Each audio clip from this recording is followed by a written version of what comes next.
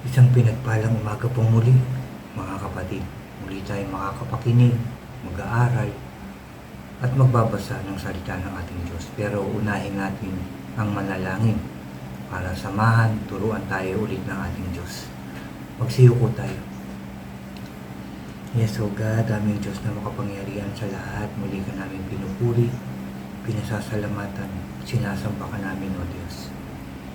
Salamat sa isang pagkakataon na naman na pinagkaloob mo po sa amin para makinig, magbasa at mag-aral ng iyong salita. Muli mo pong buksan yung aming puso at isipan para po sa lahat ng aming madidinig. Lord God, ay lubusan namin itong maintindihan at maisabuhay ng bawat isa. Lord, turuan mo rin po ako, samahan, gabayan, para lahat po ng aking sasabihin ay galing lamang po sa iyong salita. Salamat po, ang kiniklaim namin, tagumpay na naman ang aming gawain ito dahil kasama ka namin, O Diyos. Salamat po. Salamat po.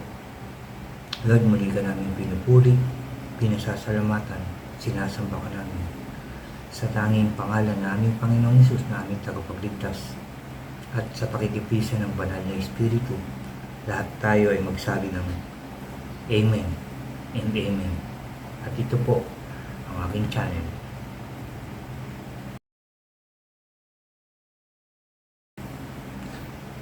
Hello po ulit mga kapatid. Ulitin ko lang isang pinagpalang umaga po sa ating lahat mga kapatid.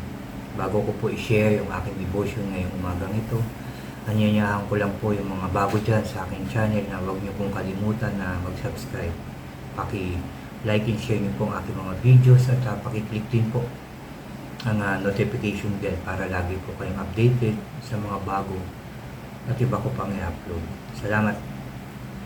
Salamat mga kapatid. Aking isi-share ay dito po sa Exodus chapter 1. Patungkol ito sa yung pang-aapi sa mga Israelita sa Ehipto. Ito po yung panahon na si Joseph ay wala na dun sa Ehipto. Kung matatandaan natin, di ba, siya po ay ibinenta ng kanyang mga kapatid at ipinagbili naman dun sa Ehipto ng pinagbentahan. At lumating yung panahon na nakilala si Joseph at kinuha niya yung kanyang pamilya, di ba po? At ito po yung dumaang maraming panahon hanggang sa mamatay na si Joseph, pati yung kanyang mga kapatid. Pero sabi nga po dito sa verse 8, lumipas ang panahon at nagkaroon ang Ehipto ng ibang hari na hindi nakakakilala kay Joseph. Sinabi niya sa kanyang mga kababayan, nanganganib tayo, sabi ng bagong hari. Nanganganib tayo sa mga Israelita. Sila'y patuloy na dumarami at lumalakas kaysa atin. Kailangang gumawa tayo ng paraan upang mapigil ang kanilang pagdami.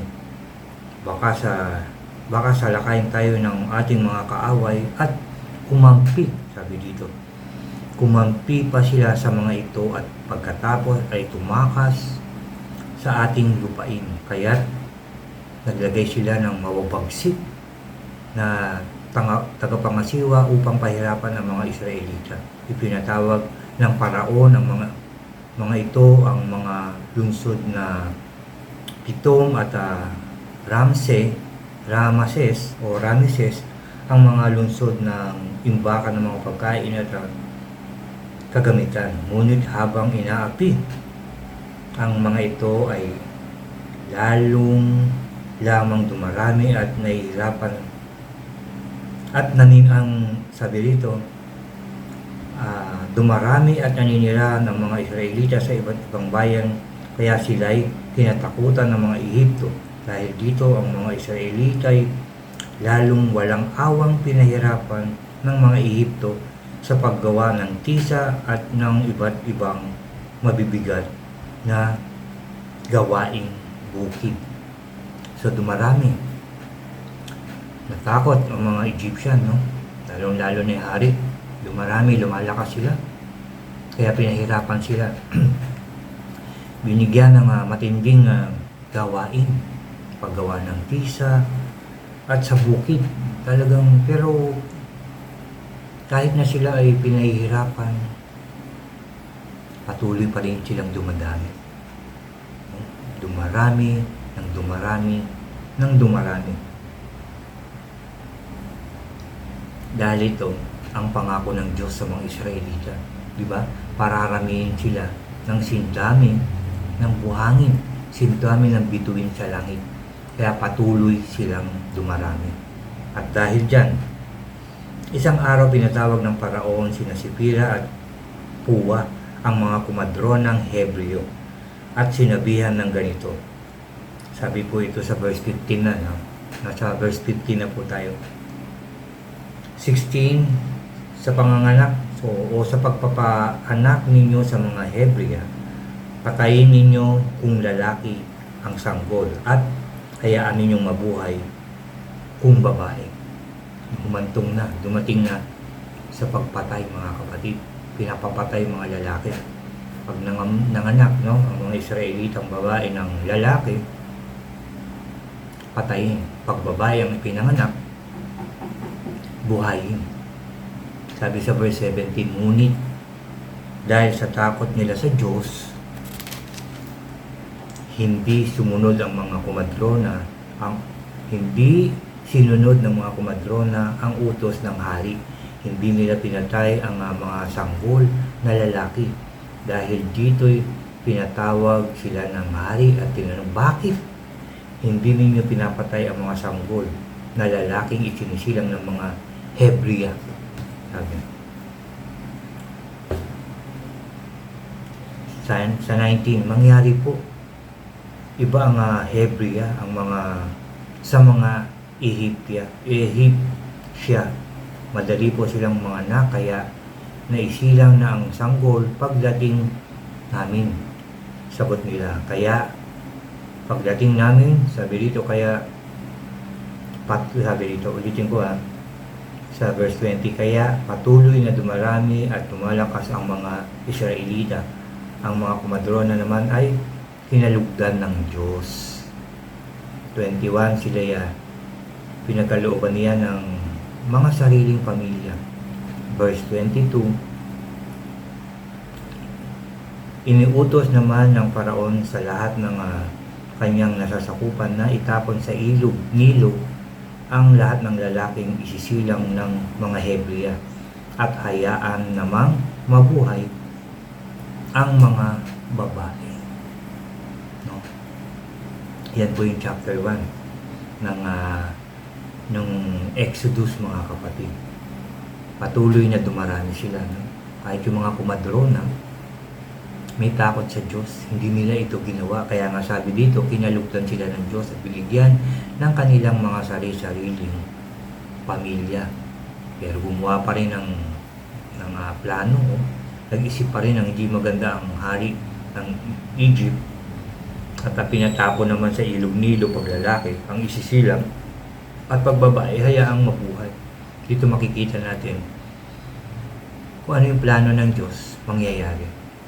Kahit anong gawin pa, kahit anong paghahadlang, no? Kahit anong gawin, ito mo, pinalalaglag o pag nanganak, patayin. Hindi sinunod dahil may takot sa Diyos at ngayon pinapatapon naman ang mga kalalakihan dahil nga patuloy silang dumarami, patuloy silang lumalakas. Sabi nga dito, halos mapuno na nila ang Egypt, no? Kung saan sila nanirahan ng mga Israelita. Dahil yun ang plano ng Diyos. Yan ang sinabi niya kay Abraham. Di ba po? Kaya patuloy na dumami ang mga Israelita. Sinamahan pa, kinalugdan pa yung mga, kasi may takot sa Diyos. Pinapakita rin dito una, yung pangako ng Diyos natutupad. At kapag sumunod ka at magkaroon ka ng takot sa Diyos, hindi ka pababayaan ng Diyos. Bibigyan ka ng maayos, magandang pamilya. At yan ang nangyari doon sa mga kumadrona, mga kapatid. Pinalugdan sila ng ating Diyos. So kung ano man yung plano sa atin, ng ating Diyos, siguradong mangyayari. Walang makakahadlang dito. At kapag sinunod natin yung kanyang mga sinasabi, yung kanyang salita, kalulugdan tayo ng Diyos. Gagabayan, poproteksyonan, pagpapalain, iingatan, sasamahan, at pagtatagumpayin. Ganyan ang Diyos sa mga sumusunod sa Kanya, sa mga may takot sa Kanya. Yan ang tinuturo sa atin ngayong umaga ito. Ulitin ko lang, kung anong plano ng Diyos sa ating buhay, mangyayari ito. Matuto lang tayo maghintay. Patiently, maghintay tayo ng maayos. Sumunod sa ating Diyos, patuloy na manalangin, patuloy na magbasa ng Bible, patuloy na ito i-share. At ang Diyos ang bahala sa ating buhay, sa ating ikabubuhay, sa ating pamumuhay. Diyos ang bahala. Kaya, huwag tayong mag-alala. Basta magpatuloy lang tayo, magtiwala sa ating Diyos. Magiging maayos ang lahat. Huwag tayong susuko. Kahit na, kagaya ng mga Israelita, di ba? Pinahirapan. Bukod sa nahihirapan na nga sila, mas tumindi pa. Dahil patuloy silang dumarami. Kaya pinatindi pa yung paghihirap nila. Pero patuloy pa rin silang dumami. Ganon din sa buhay natin, mga kapatid. Ano man yung pinagdadaanan natin, pero kung patuloy tayo nasusunod sa Diyos, even naghihirap, even may mga pinagdadaanan, pero nandun pa rin yung pagtitiwala natin sa Diyos, nandun pa rin yung pananalangin natin, nandun pa rin yung pagbabasa ng Bible, nandun pa rin yung paggawa ng mabuti. Ang Diyos ang bahala sa atin. Hindi niya tayo pababayaan. Yan po ang pangako ng Diyos. Sa mga taong sumusunod, may takot sa Kanya. Sa bawat isa, dapat tayo mismo na nakakarinig ng Word of God, na nakakapakinig, nagbabasa, i-share natin ito para ang iba, ang ating kapwa, ang ating pamilya, lumakas din ang kanilang loob. Tapos, turuan din natin silang magbasa ng salita ng Diyos para malaman din nila yung mga pangako ng Diyos, yung mga magagandang ginawa ng Diyos noon. Dahil ang Diyos natin, hindi yan nagbabago. Kung ano yung ginawa niya ngayon, ibig sabihin kung ano yung ginawa niya noon, gagawin din niya ngayon at gagawin pa niya sa mga susunod na panahon. Dahil ang ating Diyos ay hindi nagbabago. Siya pa rin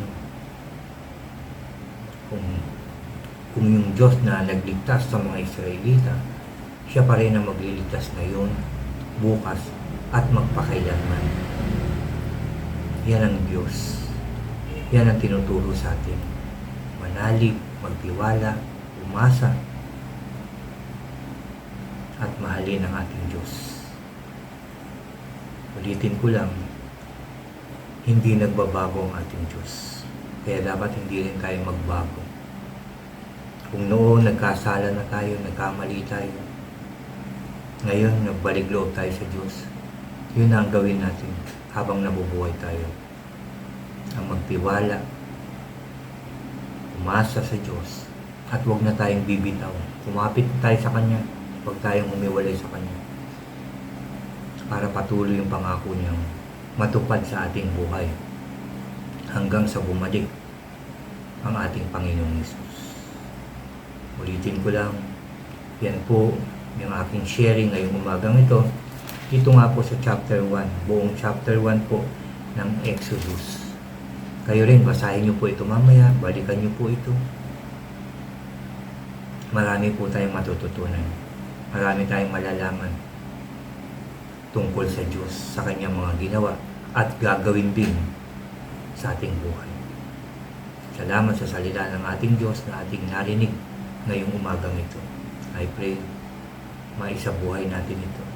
I pray, ma-share natin ito sa ating kapwa. Muli tayong mananalangin mga kapatid. Pagpapasalamat natin ito. Magsiyo po tayo. Yes, oh God, hallelujah. Hallelujah. Ama sa langit, muli kami nagpupuri at nagpapasalamat sa iyo. Salamat, Lord, dahil muli mo pong binigyan kami ng pagkakataon para magbasa, mag-aral ng iyong salita. I pray, maisabuhay namin ito. Bigyan mo po kami ng lakas ng loob, talino at sipag para mag-share po ng iyong salita. Ama, I pray na anuman yung mga pinagdadaanan ng bawat isa, ikaw po nakakaalam nito. Ikaw po nakakakita nito. Hindi ko po alam, Lord, ang pinagdadaanan ng bawat isa. Nang nakinig ngayon, nakapanood ng video ito, Lord, ikaw na po ang bahala sa kanila. Tulungan mo po sila, gabayan mo po sila, ingatan, palakasin ng loob, pagpalain mo po sila, ipagkaloob yung kanilang mga pangangailangan, Lord. Kagaya ng ginawa mo sa mga Israelita, Lord. Dumami sila at naging malakas. Even dumaranas ng pagpapahirap, pero nandun ka pa rin, na tinupad ang iyong pangako. Kinalugdan mo, Lord God. Kinalugdan ang mga taong sumunod sa iyo at may takot sila. I pray kami rin, Lord. Tulungan mo, gabayan mo, samahan mo, ingatan mo. Pagpalain mo, Lord God. Kalugdan mo rin po kami sa pangalan ng Panginoong Hesus. Lord God, kung ano man ang mga physically nararamdaman ng mga tao, Lord God, ng mga nakapanood nito, I pray palakasin mo po sila, pagalingin mo po sila at ayusin ang kanilang mga buhay, Lord. Ang kanilang pamilya, Lord. Ingatan, gabayan, proteksyonan, pagpalain, O Diyos, sa pangalan ng Panginoong Hesus. Salamat po, Lord. Salamat po dahil kiniklaim namin na narinig mo ang aming panalangin at ipagkakaloob po ang iyong mga plano at pangako sa aming mga buhay. Salamat po. Salamat po sa katagumpayan ng aming gawain ito. I pray hanggang sa susunod, Lord, samahan mo kami, turuan mo kami, Lord God, upang marami pang makapakinig ng iyong salita. Salamat po muli, Lord. Salamat po sa inyong kabutihan, sa inyong pagmamahal. Salamat. Salamat. Muli, Lord, pinupuri ka namin, pinasasalamatan, sinasamba sa tanging pangalan ng aming Panginoong Hesus at sa pakikipisan ng banal na Espiritu. Lahat tayo ay magsabi ng Amen, Amen, and Amen. Amen po. Salamat sa ating Diyos. Salamat sa ating Diyos. Salamat sa ating Panginoong Hesus. Salamat sa banal na Espiritu. Napakabuti nila sa atin. Hanggang sa susunod, mga kapatid. God bless po sa inyo lahat. At God bless po sa ating lahat.